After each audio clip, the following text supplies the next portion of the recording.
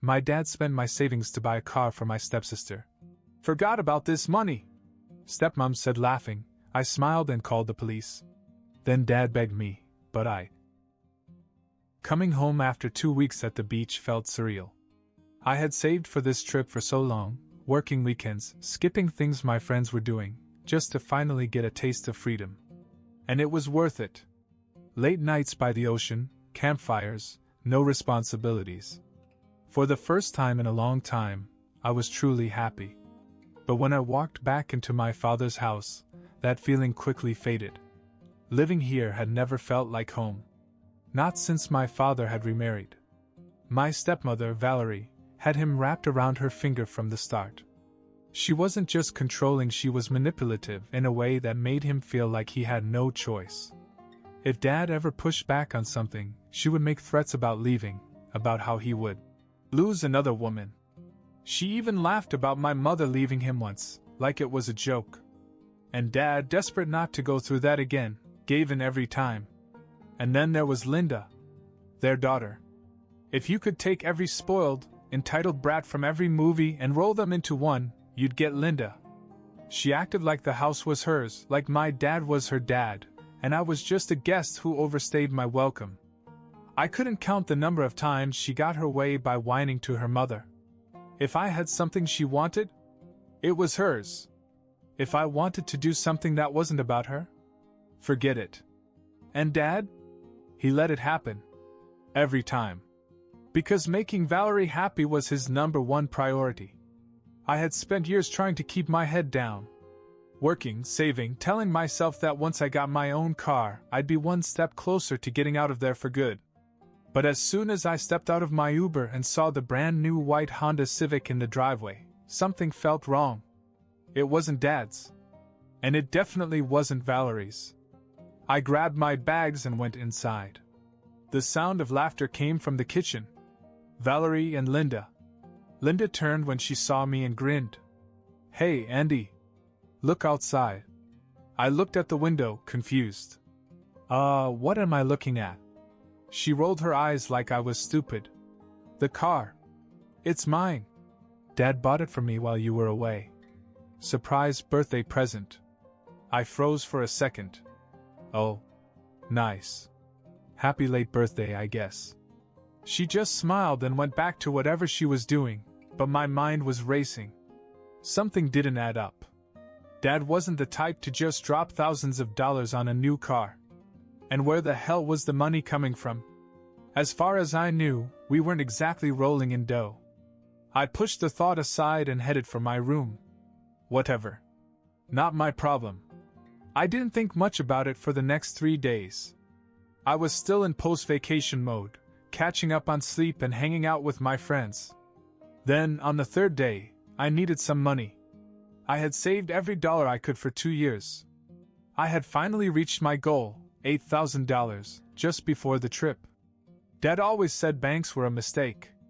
As long as it's in your account, it doesn't belong to you. It can be taken away at any time, he would say. So I kept it in the family safe, the one in his office. I went upstairs, unlocked the safe, and immediately felt my stomach drop. The envelope was gone.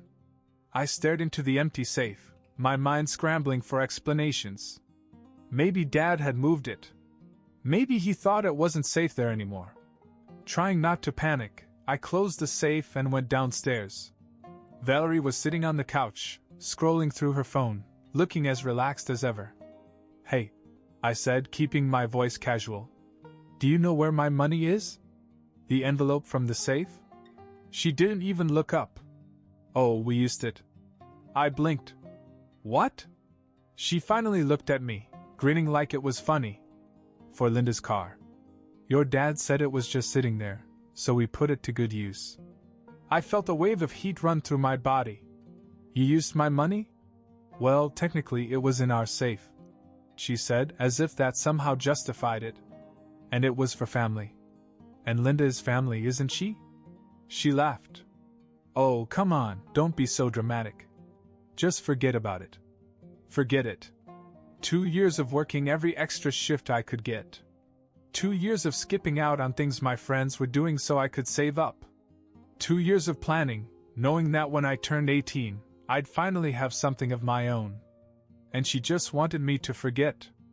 I turned away before I said something I'd regret. I had to talk to my dad. I paced the house for the next 2 hours, waiting for him to come home. When I finally heard his truck pull into the driveway, I stormed outside before he even had a chance to come in. "Dad," I said, trying to stay calm. "Where's my money?" He sighed and rubbed his neck. "Andy, listen. Don't do that. Just tell me where it is." He avoided my eyes. We used it for Linda's car. It was her birthday and dash. "You used my money?" My voice came out louder than I expected, but I didn't care. "You knew I was saving it for my own car." I know, he said quickly. "But you weren't using it, and Linda really needed something reliable. We figured." "We? You mean Valerie figured? And you just went along with it, like always?" His jaw tightened. "That's not fair, Andy." "Not fair?" I almost laughed. "You stole from me. You let them take everything I worked for. And now what? I'm just supposed to get over it." He let out a breath, as if trying to hold himself together. "I'll pay you back." "When?" Silence. Then I knew he didn't have a plan.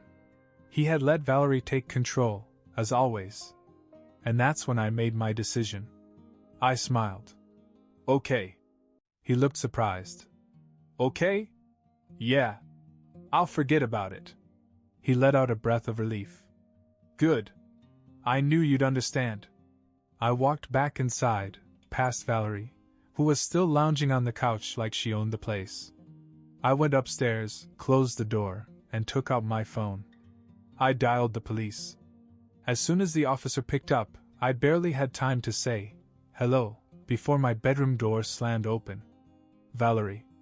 Her face was contorted with rage, and before I could react, she lunged at me, ripping the phone out of my hand. "You little brat!" she yelled. Before I could grab it back, she slammed it into the wall. The screen shattered on impact, shards of glass scattered across the floor. My heart was racing, but before I could even process what had just happened, she grabbed my arm and pushed me out of my own room. I stumbled into the hallway, barely regaining my balance before she pushed me again, this time towards the stairs. "Go!" she barked. "You want to act like a little victim? Fine. But you're going to sit down and listen first." By the time I reached the kitchen, my father was already there, rubbing his forehead like he had a headache. He looked at me, then at the broken phone in Valerie's hand, and sighed. "Really, Andy? Calling the cops? About this?" Valerie threw my broken phone on the counter and crossed her arms. "You're lucky I didn't throw you out of the house for pulling a stunt like that." I could still feel my heart pounding in my chest. "You stole from me," Valerie scoffed. "We didn't steal anything. We bought Linda a car. For the family." "For Linda," I shot back. "Not for me. Not for you. Not for Dad. You spent my money on her, and you didn't even ask me." Dad shook his head and looked tired. "Andy, come on. You didn't use it. It just sat there." I clenched my fists. "It was just sitting there because I was saving it. For a car. Just like Linda. And now there's a car in the driveway," Valerie said, as if that solved everything. "So what's the big deal?" I stared at her, trying to figure out how she could say something so insane. "The big deal is it's not mine." "Andy, you're being selfish," Dad said. "Linda needed a car. She has school, she has responsibilities, and I don't." I cut him off. "I have work. I had plans. But that doesn't matter, does it? Because as long as Valerie and Linda get what they want, everything's fine." Valerie rolled her eyes. "Stop playing the victim. You're living here rent-free, eating our food, using our electricity, and now you're throwing a tantrum over money we spent on our family." I couldn't believe what I was hearing. "My money. Not yours. Not his. Mine. You didn't touch Linda's life savings, did you? Or your own?" "Just mine." Valerie grinned. Because Linda deserved it. And you? You're just acting entitled. I looked at my father, waiting for him to say something, anything to defend me. But he just stood there silent. He wouldn't even look at me. And that was it. That was the moment I knew I was done.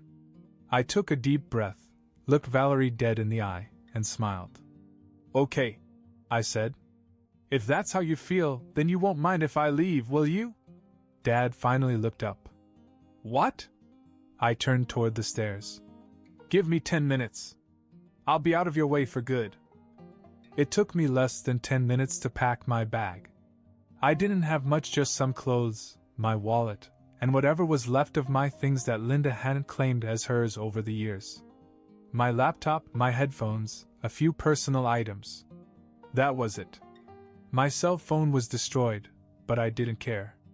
I was getting out. Valerie didn't even try to stop me. She just stood in the kitchen with that smug look on her face, arms folded, acting like she had won. Dad, on the other hand, looked uncertain, as if he hadn't expected me to actually leave. Where are you going anyway? He asked as I headed for the door. To Grandpa's, I said without turning around. That made him jump. He knew exactly what it meant. Grandpa had never liked Valerie. He saw right through her from day one. He told Dad not to marry her. He told him she was using him. But Dad didn't listen. He was too desperate, too scared to be alone. And now here we were. I walked out the door, slung my bag over my shoulder, and didn't look back. My grandfather's house was on the other side of town. It was old, small, but more of a home than Dad's house ever was. When I knocked, he opened the door and took one look at me before stepping aside. Come in, son. I sat down in the living room and he poured me a glass of iced tea before sitting across from me. All right, he said. What happened? I told him everything. From the moment I got home and saw the car to the second I walked out the door. I left nothing out. When I finished, he leaned back in his chair, silent.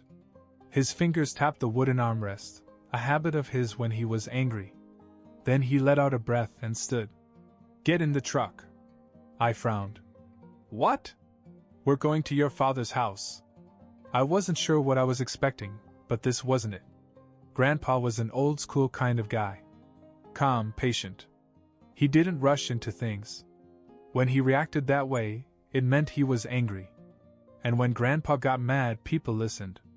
We got in his truck, and he didn't say a word the whole way. He just stared straight ahead, gripping the steering wheel tightly. When we pulled into the driveway, Dad was outside, as if he had been waiting for me to come back. But when he saw Grandpa get out of the truck, his face paled. Dad? He said, his voice unsure. Grandpa slammed the truck door and walked over to him. Inside. Now. Dad hesitated, glancing toward the house, as if debating whether to call Valerie for backup. But one look at Grandpa and he didn't argue. He went inside, and we followed. The second we stepped into the living room, Valerie appeared, already looking annoyed. Oh, great. What is he doing here? Grandpa completely ignored her. He looked straight at Dad. Tell me exactly what you did with my grandson. Dad swallowed. It's not what it sounds like, Dash. Grandpa cut him off.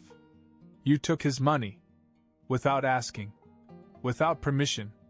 And you gave it to your daughter. Dad opened his mouth, but nothing came out. You stole from your own son. Grandpa continued. You let that woman walk all over you, use you, and now you've driven your own child out of the house because you're too much of a coward to stand up to her. Valerie scoffed. Oh, give me a break, Dash.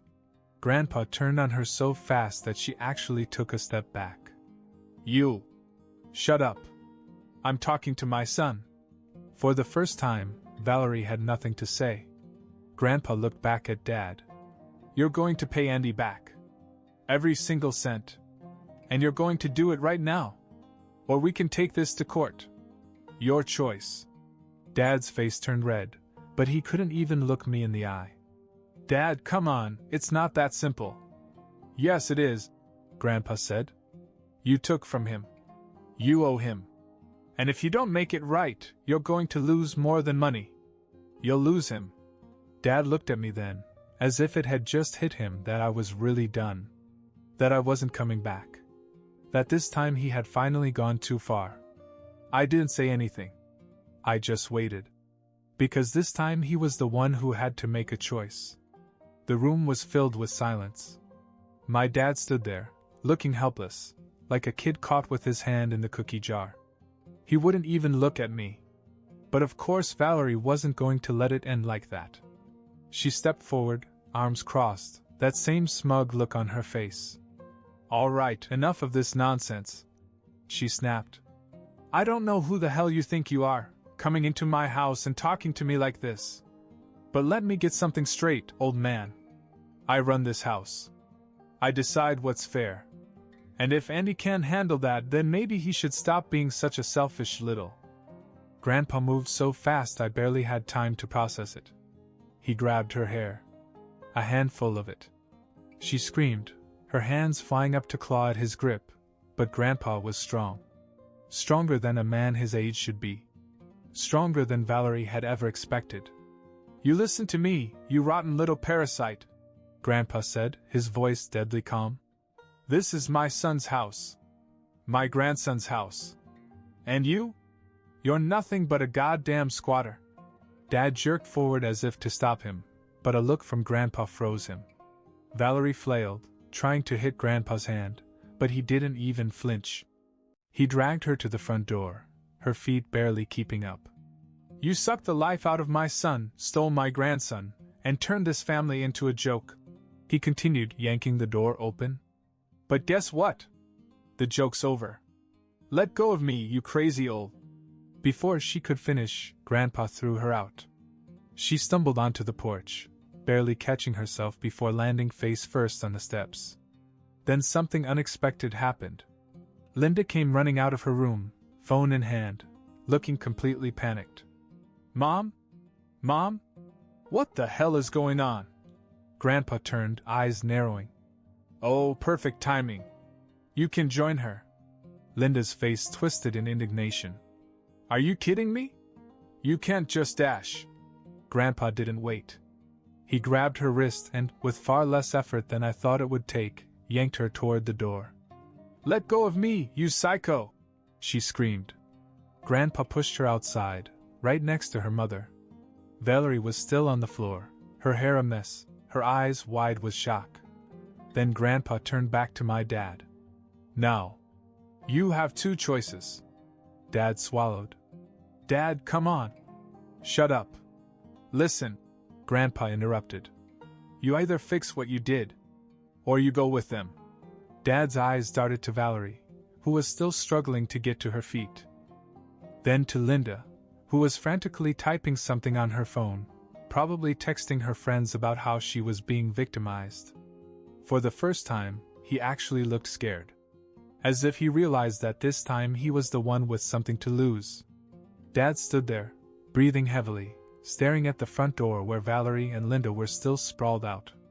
His face was pale, as if he had just woken up from a deep sleep and didn't know where he was. Grandpa didn't let up. "Either you fix this or you go with them." Dad swallowed hard. Then he slowly turned to me. "I'll sell the car." Valerie's head snapped up. "What?" Linda shot to her feet as if she'd been electrocuted. "Dad, no! That's my car!" Grandpa chuckled darkly. "No, honey. It's technically Andy's car. Or at least his money paid for it." Dad sighed and rubbed his forehead. "I'm going to sell the car and give Andy his money back. It's the only way to make this right." Valerie's expression turned ugly. "Danny," she said in that fake sweet tone she always used when she wanted to manipulate him. "You're being ridiculous. Let's just know." Dad cut her off, surprising even himself. "I have been ridiculous. For years. I let you walk all over me, I let you treat Andy like garbage, and I stole from my own son to keep you happy. But I'm done." That shut her up. Dad turned to me. "Andy, pack your things. We're going to Grandpa's for a while." I blinked. "Wait, we?" Dad hesitated, looking at me, then at Valerie, then back at Grandpa. Then he took a deep breath. "Yeah," he said. "I think I need a break from all this." Valerie's mouth dropped open. "Are you crazy? Danny, this is your home. I am your wife. And I don't know if I want that anymore," he admitted. "Pack your things. You and Linda can stay with your mother for a while." Linda screamed. "I hate you!" Valerie's face turned red and she stormed back inside, pushing past Dad. "This isn't over." Grandpa grinned. "Oh, honey, it sure is." We left before she could say another word. A week passed. Grandpa helped Dad list the car, and within a few days it was sold. True to his word, Dad gave me back every cent of my $8,000. It felt good, but there was still something hanging over us. Valerie. She and Linda were gone, but I knew that wasn't the last we'd hear of them. And I was right. One afternoon when Grandpa and I went out to run errands, Dad stayed home. When we got back, as soon as we pulled into the driveway, Grandpa's face went dark. Linda's car was parked out front. I felt a pit in my stomach. No way. Grandpa turned off the engine and we went inside. Valerie and Linda were in the kitchen, sitting at the table as if they had never left. Linda was on the phone, her legs propped up on a chair, while Valerie sipped coffee from Grandpa's favorite mug. Dad stood at the counter, looking like he had just been through hell. Grandpa's eye twitched. "What?" "That. Hell." Valerie turned and smiled sweetly. "Oh, you're back. We just caught up with Danny. He invited us over to talk things over." Dad didn't say a word. Valerie grinned. "Oh, don't look so shocked. This is still his house. And a husband should talk things over with his wife before making rash decisions." Grandpa stepped forward. "Ex-wife, actually." She laughed. "Not yet, he isn't. He hasn't filed a damn thing. And guess what?" She sat back, looking smug. "He's not going to." I looked at Dad. He didn't make eye contact. He was just standing there, frozen. Linda let out a fake yawn. "Are we done? This place is so boring. I want to go home." That's when Grandpa did something none of us expected. He grabbed the coffee cup out of Valerie's hand and threw it against the wall. It shattered instantly, coffee dripping down the cabinets. The room fell silent. Grandpa leaned in close to Dad and said, "You have one chance to get this right. 1. Tell them to pack their things. Now." Dad clenched his fists. Then he finally let go and looked at Valerie. "Pack your things," he said. Her smile faltered. "Danny, let's just pack your things." This time his voice was stronger. Valerie's jaw clenched. "You're making a mistake." Dad shook his head. "No. I already made the mistake. This is me fixing it." Linda scoffed. "This is so stupid." Dad walked to the door, opened it, and gestured outside. "Go." Valerie stood slowly, her face unreadable. Then she grabbed her purse, pulled Linda's arm, and marched to the door. Before she stepped out, she turned to Dad one last time. "You're going to regret this." Dad met her gaze. "No. I won't." And with that, he closed the door behind them. Update. A few days after I kicked Valerie and Linda out for good, Dad finally sold the car. He didn't hesitate, he just took the best offer he could get, and gave me back every cent of my $8,000. As he put the money in my hands, he let out a long breath. "I'm sorry, Andy. For everything." I didn't say anything right away. I just nodded. Because honestly, it was the first time in years that I felt like my dad was really my dad again. A week later, he officially filed for divorce. No hesitation. No backing down. When Grandpa heard, he grinned and patted Dad on the back. "Took you long enough." Dad just sighed. "Yeah. It did." Then he turned to me. "Listen, Andy. I know I don't deserve it, but I want you to come back home. If you want to. No pressure." I looked at Grandpa, who just grinned. "Your choice, kid. But if you asked me?"